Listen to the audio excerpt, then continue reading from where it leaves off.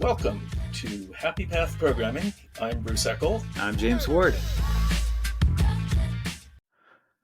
All right. Well, welcome to Happy Path Programming. Yes. It's a beautiful day in Crested Butte. It's good to have you back. It is. Oh, thank you. Yeah. California time. I had an adventure. You missed all the negative 30 degree I know. And then I come Fahrenheit, back and there's water running in the street. Yeah. It's like warm for January. So, yeah. So we're doing a little Just Us podcast because we haven't done anything for a while. And we've got some fun updates. Yeah, we have some good updates, like the most important of which is that the Winter Tech Forum seems to be shaping up nicely. It's March 3rd through 7th. Go to wintertechforum.com and all the details are there. And last year we had more of an intimate group, but this year I think we're going to hit that critical mass. Seems like a nice number of people coming. We're holding it at the beautiful Center for the Arts, which is a huge upgrade from. Are we going to be on the top floor with a good view? That main room that we're meeting in initially for the opening and closing session will be the top floor with the view. But then we have 4 spaces. Oh my gosh! Yeah, and we have 4 of these microphones. Try the Jabra speakers, which record. I think are really designed for this. So I think recordings could go well. Yeah. And we're having the banquet at the museum, and there's all kinds of great things going on. So if you can make it, there's still time, and we keep updating it. And so go to. It's always fun to get all the nerds up to town. It is. Show them some good food and some good fun. Some good times. Yeah. And the conference, you can see it on the website, but it's all about conversation. That's all we do is we have do some other things. We do a lot of other things. Basically from when you wake up in the morning till when you fall into bed, there's stuff going on. But it's all interactive stuff. We have no lectures. Well, we do lightning talks 2 nights. Well, we do lightning talks, but a 3-minute talk. Yeah, it is not. That's not long enough to go into lecture mode. Yes, so, true. And So maybe for those that haven't heard, maybe we should just run them through, like what the days look like, what happens, and give them some idea for what to expect. So the first evening we have a just kind of a welcome. It's like Sunday night. Most people arrive Sunday. Because usually people will arrive on Sunday, and that's generally at my house, and we host we have food and then Monday we have an opening session which explains everything. And then we have our first 2 open spaces sessions. So we have boards. We're also this year trying to, especially because I think it'll be a lot easier for everybody. We're going to put it on the web. We're using, at least right now, a Google Sheet, so you can do it on your phone. And so I think that's going to work well. So the way that the sessions work is there's no preset agenda. Mm-hmm. What happens is that there's the board essentially, and people put up ideas for topics to discuss. Right. And this is the open spaces format. Mm-hmm. And you can suggest a topic that you want to learn about, or you can suggest a topic that you know something about and want to have a discussion about or help other people learn about. Mm-hmm. And so it's really flexible to whatever the attendees want to talk about is what we talk about. Yeah, and it can go all over the spectrum, including management issues, which we usually don't record. But I remember like Julie Pitt once put up, she goes, "Help me learn Python," or something like that. And it was like, you can do any of that stuff. And whoever's interested will show up. And we have it's called the Law of 2 Feet, which is if you're in a discussion that isn't like firing you on all 4 cylinders or however many cylinders you have, you're obligated to get up and go find a better place to be. Yeah. And so there's no, if something isn't working for you, go somewhere else, Yeah. because you can walk into other sessions and we do And it. sometimes people just go get coffee. Go get coffee. Yeah, usually we've got several coffee shops around, and often really good discussions happen there in the lobby of the Center for the Arts, or all those things. So it's basically all the hallway conversations of the conferences that you go to, and the hallway conversations, at least we think, are the best. So yeah. That's what we try and create. So that's day one. We do some sessions in the morning, right? And then afternoon of day afternoon one? Is, well, all let's see, Monday, Tuesday, Thursday, Friday are all open, and originally that was so people could go outside, go skiing, something like that in the afternoons. And but what happened is people started creating their own workshops, and so there's almost always a workshop that's happening. So if you don't want to go skiing, you can skiing, snowshoeing, whatever. Dive in, write some code with some people. So we end up. It's actually where I learned Zio was in one of the afternoons. Oh. I don't remember how long ago that was now, but there was a few of us that wanted to dive into Zio. Like it was like fresh out, and we're like, let's learn it. And so we spent an afternoon. Let's learn it in an afternoon. Yeah. Right. Well, at that point it was pretty small, so was it? Okay. It was learnable in an afternoon, but. Then we had to learn what monads were, and then learn how to not talk about monads. Yeah. So that's kind of the format for Monday, Tuesday, Thursday, Friday, right? And then Wednesday is special. Well, in the evenings, of Monday and Tuesday, we have lightning talks, and then Wednesday is hack day. Okay, on Lightning Talks though. Oh yes. Open to anyone. Anyone can submit a Lightning Talk. Yes. Topics vary widely. You can talk about something you're learning. You can talk about I don't know, what's some interesting ones. Joe's Nuxall, like how to drive a race car. There was a guy who, the one I always remember is the guy who talked about cave diving, and he showed us all the pictures of cave diving. I might have missed that. You missed that? Okay, because that was pretty memorable. Nice. I mean, so it's like whatever you want to do. Yeah. I think. Didn't I do one on like mixing paint colors or something like that? Yeah. I don't know. It can be anything. Often Bill, our co-author, did one on fire juggling or something. Oh, of course. That's right. Yes. Like often they're technical. Yeah. But no rules. There are no rules. It's just basically open. Yeah. So we encourage, especially we try and reserve spaces for first timers, and so they can do that usually on the second day so that they can see what's going on. Yeah. Oh, I see. Oh, yeah. I want to do one of these. Yeah. So that's Monday night and Tuesday night are the Lightning Talks. And then, so people go out to dinner together. We re-meet for the Lightning Talks, and then usually every evening there's like games in houses, in rental houses and things. Yeah. And that's one thing we encourage people to do, is try and get involved with a rental house. There's various different forms of lodging here in Crested Butte. Try and stay in town and not at the ski lift. That's a good tip. And you have these kinds of tips on the website. Yeah, everything. We try and capture everything on the website. We are in the middle of nowhere, so travel is not the most straightforward thing.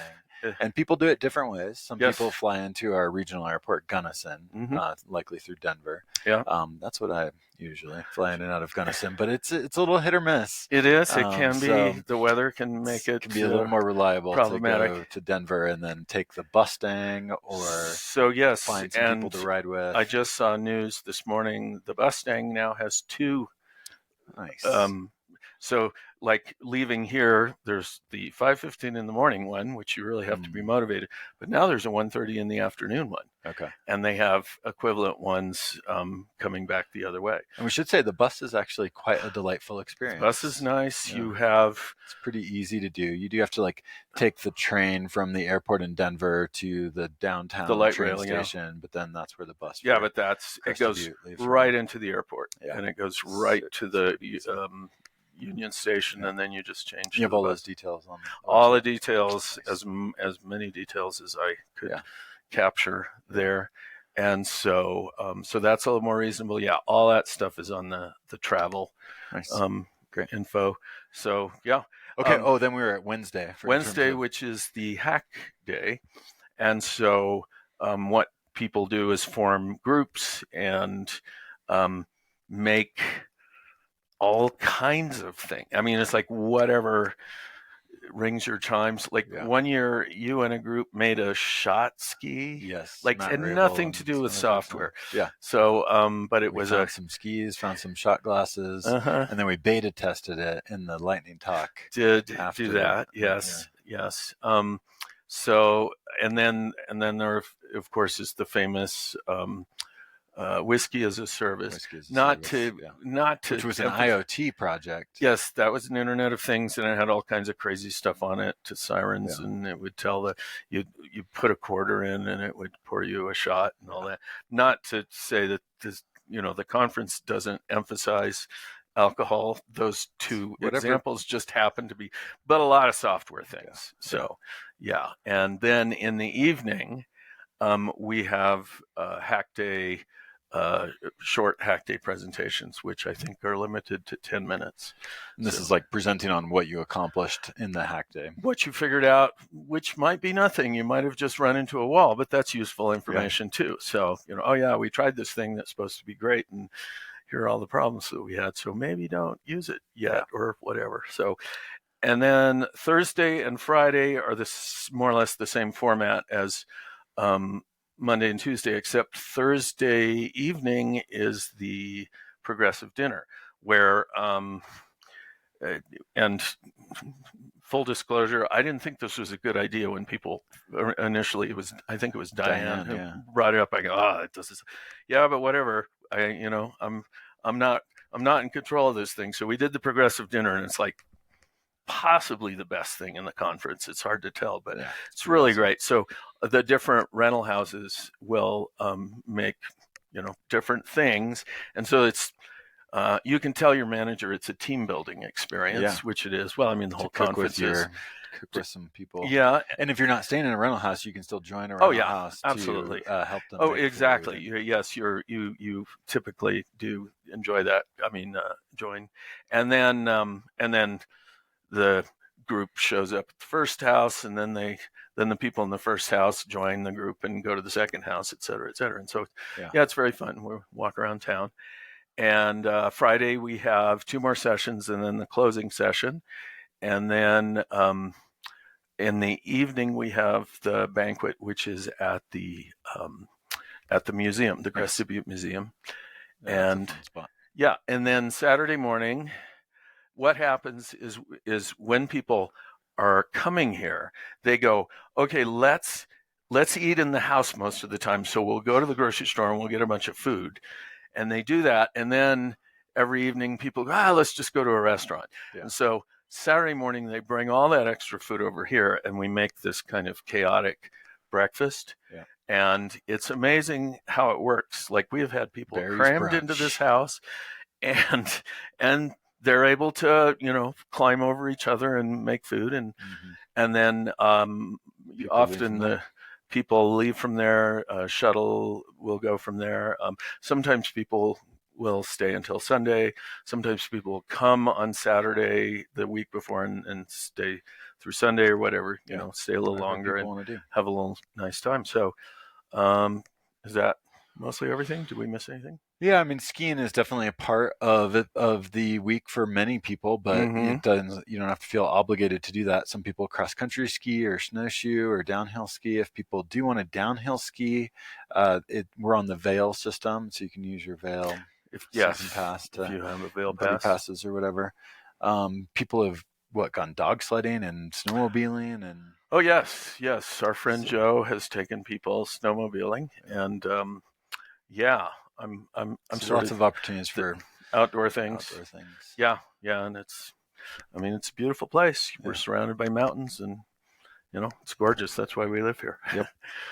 All right. Hopefully, you all listeners can make it. yes. It's a great time. And it's a great time. It's very relaxed. It's not like, we keep doing it because we enjoy it. We enjoy it. Yep. Yes, we do. So that's Winter Tech Forum. WinterTechForum.com is the website, right? Yep. And hope to see you here. Yeah. But We also just wanted to run through some interesting things that you and I have been playing with over the last few months, since we haven't really done one of those in a while. So first one is, given our book on Scala and Zio and effect systems, effect-oriented programming, we have enjoyed kind of diving a bit into other effect systems. Yes. And so we've been exploring, you and Bill and I, the effect library for TypeScript. Right. And that's been fun to kind of see things from a little bit of a different angle. Effect is very motivated by Zio and designed similar to Zio, but there's some differences that. Well, they had to do some differences I mean, TypeScript is a pretty different world, and none of us are experts in it. And then when we see the kinds of things that they have to do, which we don't fully understand yet, they have some, it has to do with, yes, they have some static type checking with TypeScript, but then they need to know some things at runtime which aren't available because it's a very dynamic language and very, yes, much more, I'd say, more dynamic than Python is, because this is all conjecture at this point, but they use, I think they're still strongly influenced by the prototype model of objects, and that's very small talky. TypeScript is built on JavaScript, so I'm sure inherits many of the limitations. Yeah, and I think that's what we're seeing, but we don't know this yet, and it's really interesting to see how, the problems that they run into because of the limitations and how they get around them. Yeah. But we're figuring that out. We did an episode a while back with Michael Arnaldi, one of the creators of the Effect Library. And so if people want to dive in further, I think at that point we maybe didn't know enough to ask good questions. So we'll have to have someone back on again now that we know a little more. Well, maybe could be a little later, maybe, because I'm still trying to navigate. I was like, what's going on here? But yes, at some point it would be nice to be able to just go, tell us about the problems. So one of the things that we discovered that was fascinating was that in Zio, the type arguments for the effect are environment, air, then value type. And this is positional, and so the order matters of those type parameters for the effect. And in effect, they switched the order. I think completely reversed it. They just rotated value, around air, environment, and we were initially not sure why. Puzzled. Yeah, why would they do that? And it turned out that TypeScript does have an interesting feature, which is the ability to have default values on the type parameters. And so what this allows them to do. So that's like a default type, right? Yeah. So you have a type parameter, and you could say, and if you don't give it an argument, it's like, what is it for error? Nothing or never? Okay, so it doesn't.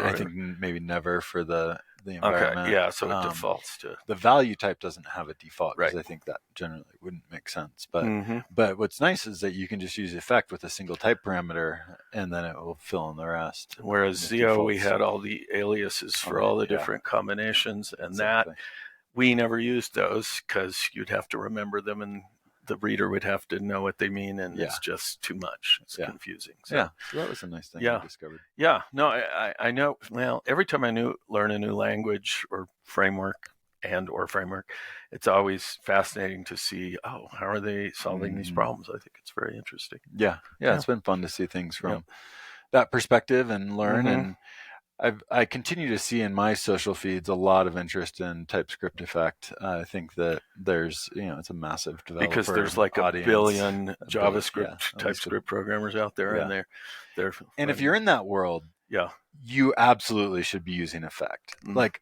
in the world of Scala, like effects are nice, but not quite as necessary. If you're in the world of TypeScript, I don't know how you survive without an effect system.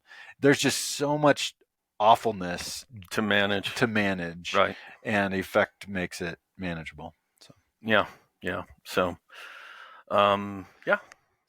we'll keep updating people on as we learn more. We get more. Also, we've been talking to publishers about effect-oriented programming. We decided, yeah, I mean, we've sold at least over 500 ebooks and probably several dozen print books because most people want the ebooks.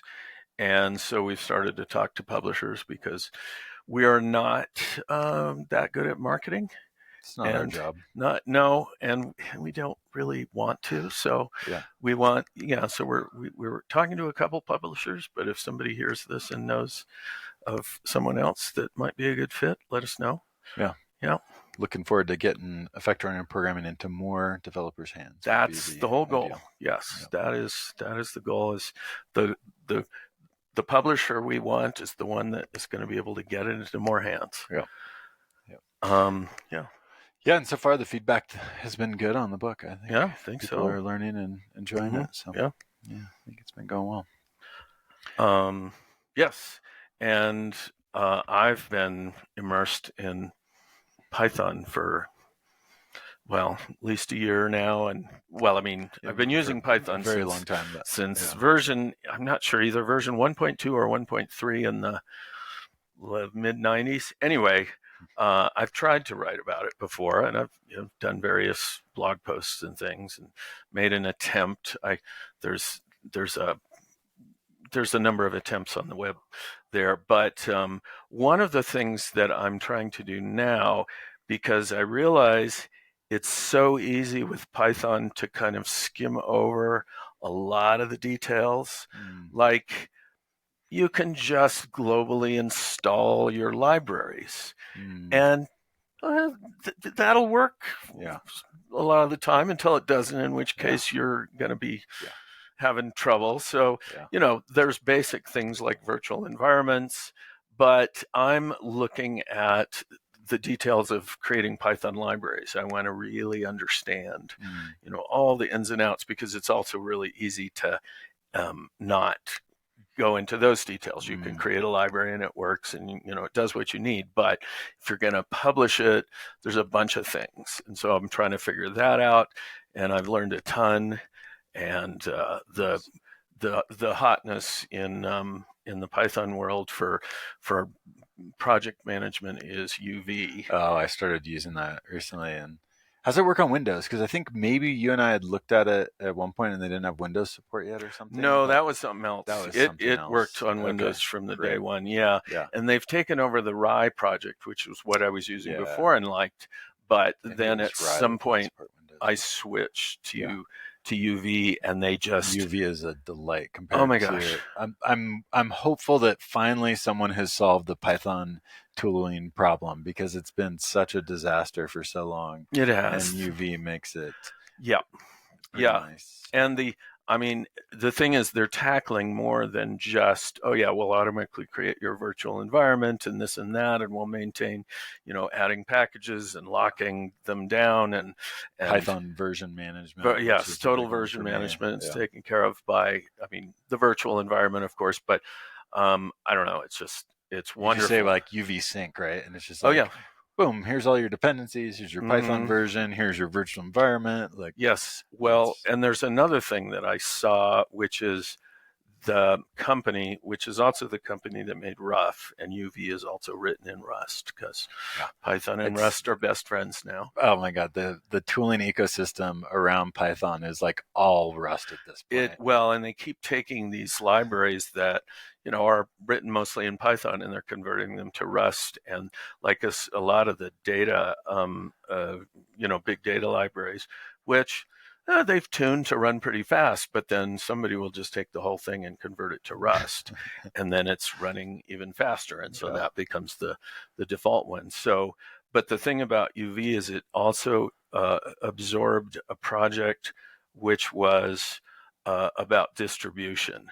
And I'm not exactly sure how it works. There's been so many attempts to solve that problem, because sometimes you create an executable and it's got everything in it. It's a little big, but then whoever installs it just puts it in their machine and runs it. But this is supposed to somehow make it possible for the non-programmer to consume some application that you've written without having to jump through the hoops. And I don't know where it is at this point, but I found it very heartening. There's other projects going on that are trying to, make that happen. So I just saw yesterday that there's someone, I didn't recognize the name, is working on a new Rust-based type checker for Python. They're aiming to make it super fast. So I think that might also be the Charles UV. Somebody, it might be the UV people, but anyway, yeah. I don't know. That's interesting because I've never had that much trouble with. I've been using PyCharm. Yeah. And the type checking on that is just, always there. So I haven't really. But that's like in your IDE. That's in the IDE. Running a command line. Yeah. Yeah. I don't know. I at this point, I would have a hard time using a command line tool. I guess if you had a big project and you wanted to just, check it. Okay. Yeah, I mean, in your that CI does make sense in your CI. Yes, that totally makes sense. You don't want those type errors sneaking through your production. Exactly. Yes, that makes a lot of sense. Okay. Yeah. I totally buy into that. But then maybe PyCharm, I guess I don't know if they would ever actually need to run that, but they could. Oh yeah. They can easily do that. Another thing that I've been working on is I've been fascinated with command line, creating utilities that you run on the command line, and then you need to deal with the arguments and have a help system and everything. And people have been trying to solve this problem. The one that I used before, the one I'm going to mention, was called Typer. And the nice thing is that it uses the type annotations to create the command line program. Nice. But there was a fellow, Brian, I don't remember his name off the top of the head, but you'll see his name if you go to the GitHub repo. And he goes, Typer's great, but I want to go even further. And so he built this thing called Cyclops. So opts for command line options. Okay.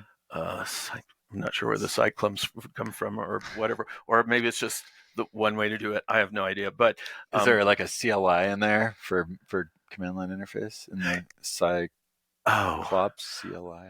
Oh yeah, maybe. Yeah. Who knows? So it just sounded I don't think good. He says something with CLI, something with ops, and it sounded fun. Right. Anyway, so I've been actually working with him a little to, make some improvements. But that's my current favorite command line. And I've been creating tooling for the projects that I'm working on and trying to make them really useful.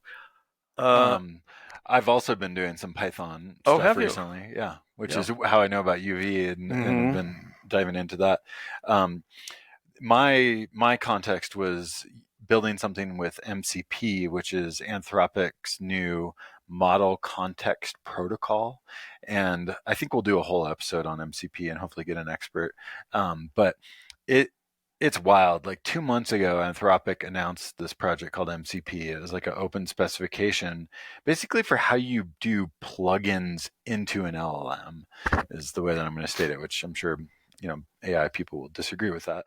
But if you have this way to like plug in things into the LLM, you then can do all sorts of interesting things that the LLM alone can't do. So one of the canonical examples is like, okay, on my machine, I want to be able to ask some questions, but I want it to be able to like, I don't know, go into my Google Docs and, get stuff out of my Google Docs as part of how it formulates the response and processes the query and all that. And so with MCP, it can do that. It creates that kind of bridge to other things. And so it was only 2 months ago that Anthropic announced this, and already there are hundreds of implementations of MCP. Like at this point, there's an MCP for everything. And so just the ecosystem so quickly built around MCP, which was interesting to see. So I started playing with MCP, and it seemed like the path of least resistance for me getting started with it was Python, because AI world and the Anthropic examples are in Python and TypeScript, and I didn't really know any TypeScript yet when I started this, and so Python seemed like the easiest path, and so started doing some MCP stuff with Python, and there's still some things like don't love, like well, the lack of effects are challenging. Like the whole async await stuff. I'm just like, after you experience effects, it's like, no, that's nonsense. And then I have been doing types really just in the IDE to like help me as I'm writing the code, but the fact that like not everything has types and stuff, there's you mean the stuff that you're consuming in yeah, libraries? Yes.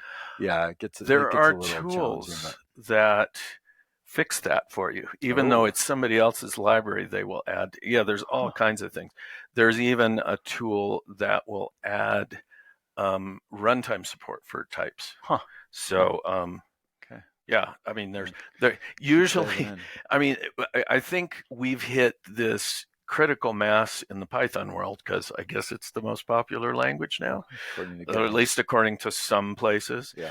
That, I mean, we've always had a lot of people solving different problems, but now I think we've got even more. And so if you look, you'll usually find, I listen to a podcast called Python Bytes. Okay. And they also have a newsletter, and they are constantly discovering new things. And that's where I heard about that, that thing. So that's so there are solutions to when people don't have type annotations, because I'm like all the way over to being like helpless, because I just don't want to do it, because can't go back to dict-based programming.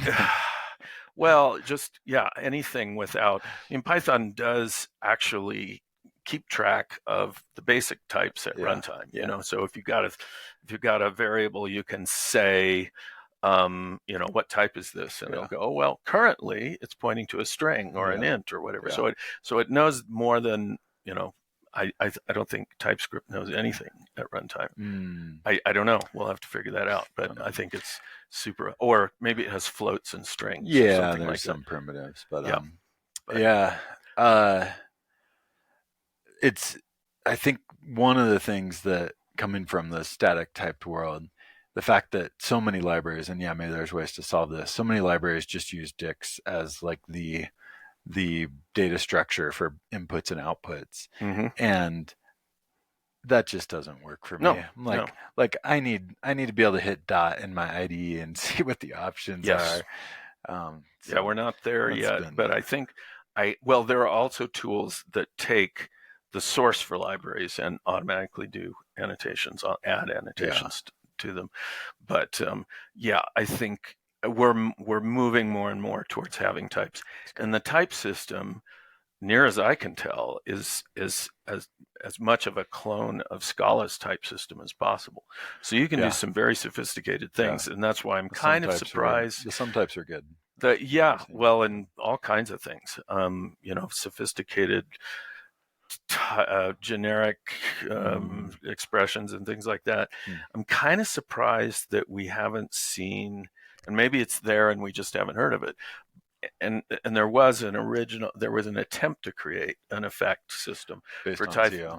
Yes, but I think it was too early and they kind of abandoned it. But now, when you think about the amount of work that the TypeScript effect folks have put into their port of Zio, it's a monumental effort. Like you can't just it's huge. One person do it in your spare time. I'll bet the Python version would be a lot easier, because translating from a system that has Scala types to a system that has pretty much the same.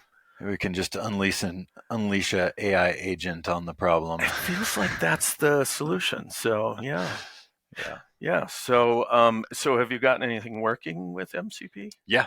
I can't talk too much about it. Okay. It's secret, work related and secret, but it's been fun. I built both an MCP server and an MCP client. So usually the MCP client is the Claude desktop app is the most typical one, but IDEs now are starting to become MCP clients. And so Zed, when we had Nathan on, sure. They now, I believe, are an MCP client. So that means your IDE, as you interact with the LLM in the IDE, it can then call the MCP servers.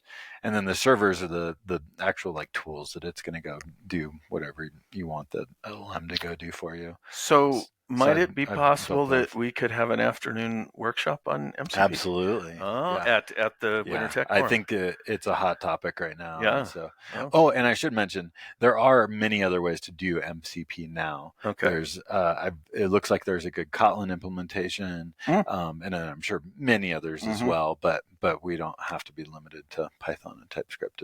But I can help with Python. So, yeah. So I would encourage us to use that. Yeah. So that's been a fun project. Yeah, and then the other one that I worked on over the holidays, which has been pretty fun, and I'm working on a blog post to summarize everything, but I think we've talked about Pickle. And your blog Pickle. is where, jamesward.com or something? Yeah, but I don't know if I'll post the blog there, so I'll okay. just, when I get it all announce it on the podcast when I have it finished.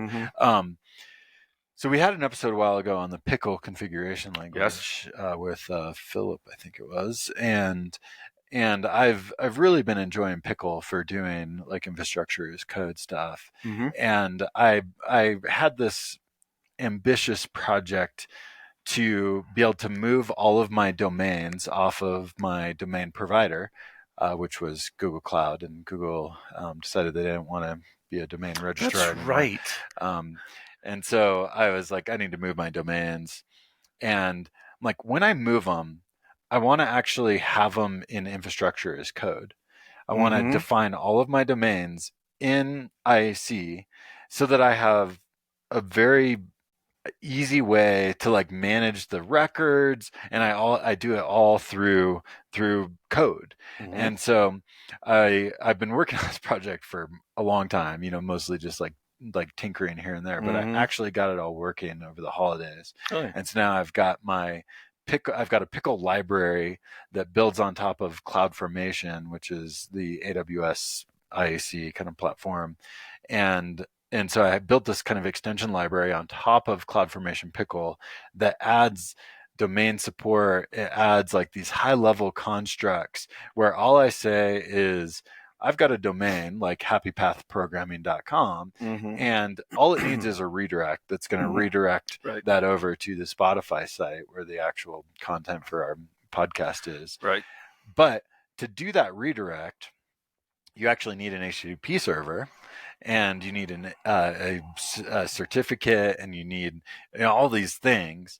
And so which I will point out, every time I go in to do this, I realize, I've forgotten everything, because none of it's all arbitrary stuff. Yeah. And so it's like, right, I can't remember. I have to. Yeah. So my library does this. All I do is I say happypathprogramming.com is the domain, and I need you to redirect it to the Spotify site, and it spins up like 10 AWS resources to actually make that happen. But my library hides all the nonsense of that and just makes it so there's a super concise DSL where I define my domains, and if I have domain records, I define those, and then so it turned out really well. I'm super. It took a lot of work to figure out how to do it all, and I was also learning things like CloudFormation, Lambda functions, and there's a bunch of Python in there in that project as well, and so there was a bunch of pieces, but yeah, super fun. I'm still loving Pickle for configuration, and it makes sense. It does. It's like, that's always a problem, and why not have a standard kind of languagey thing that will type check your? There's that type checking thing again. And then I do all sorts of things in my library where that you can do in Pickle, which is really nice, is I think that would almost be called value dependent types. It's where you can do validation on the values at essentially compile time. And so in the place where I put in the domain name, I validate that it is a domain name. I mean, not like I just regex it. but I don't allow you to have an invalid domain name in the configuration file. And that's one of those things that Pickle just makes so nice, is that you can put those validations so that I don't make mistakes, because I'm a human. I'm not an AI. I make mistakes. I was talking to Luciano Romalo a few weeks ago, and I was talking, and he said, "Oh, one of the failings of Python's type system is it doesn't have a value-dependent type thing, which would be really nice."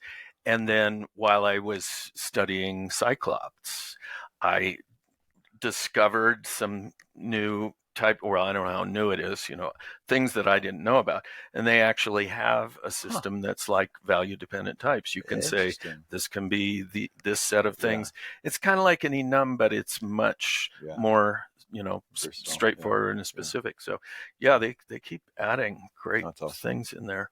Nice. So your library is available on GitHub? Yeah, that particular one is called, it's on my GitHub, James Ward is my username, and then the repo is CFN Extras. I think CFN or CFN Pickle Extras, which CFN is CloudFormation, which is the thing that's all built on top of. Okay. And that's what actually takes my definition. Well, I convert the pickle to YAML, or Pickle converts the pickle to YAML, and then I give the YAML to CloudFormation, and then CloudFormation takes, in my case, thousands of lines of YAML and creates all the resources on the cloud that are then needed for that. But because of Pickle, you don't have to worry about getting the YAML right, because that's, is it impossible or just close to impossible? Close to impossible. Yeah, right. Yeah. People obviously do it. Screw it up. Yeah. So, and the nice thing is, if you have a configuration system and you're dealing with something better, hopefully, than YAML, you can just retarget it to that. Yeah. So I don't write my GitHub actions in YAML anymore. I write them in Pickle. Do you? Yeah, and I have another library that I created around GitHub actions for Pickle. And what's that called? Pickle GHA, I think. Okay. GHA for people, and that's actions. Available. Yeah. Okay. All right. Well. So if you want to see how to do that and see some of James' Pickle knowledge. Yeah. Yes. There's a whole famous Rick and Morty episode where Rick turns himself into a pickle. It is funny, the name Pickle, and I do wonder if it was actually motivated by Rick and Morty. Could have been. I think from what I've heard, the pickle is kind of a important piece of Rick and Morty culture. Oh, it is. Yeah, it is. Yeah. It is. That's a famous episode because for no real apparent reason, he turns himself into a pickle, and then he has to figure out how to get back. It's very challenging for him, but yeah. I guess reading the Pickle documentation, somebody who watches Rick and Morty should see if there's any subtle references to other Rick and Morty things, and if there's not, then two possible explanations. One is that Apple wouldn't allow them to do that. Oh, because this is from Apple. Oh, that's probably. And number two, maybe it is not at all related to Pickle. Well, didn't it? I mean, doesn't PKL mean something? I don't know. Or is it PCL or PKL? It's PKL. Because if it was PCL, I would say configuration. Something configuration. I'm sure there was some motivating reason for it. Maybe it's German configurator or something like that, or French or something. Okay. I don't know. Huh. Okay. Well, so that's been fun. That sounds great. We're still computer programming is still our hobby. And luckily it gets to be my day job too. Day job and my hobby. Yeah, I know. That's good. It's just continuously entertaining. It is. Yeah. I hope I don't get replaced by an AI, because I kind of enjoy the coding thing. Well, you could always become a barista and then just program on the side. It's true. Yeah. Okay. Yeah. All right. Well, we'll hopefully see you all at Winter Tech Forum. And yeah. Thank you. All right.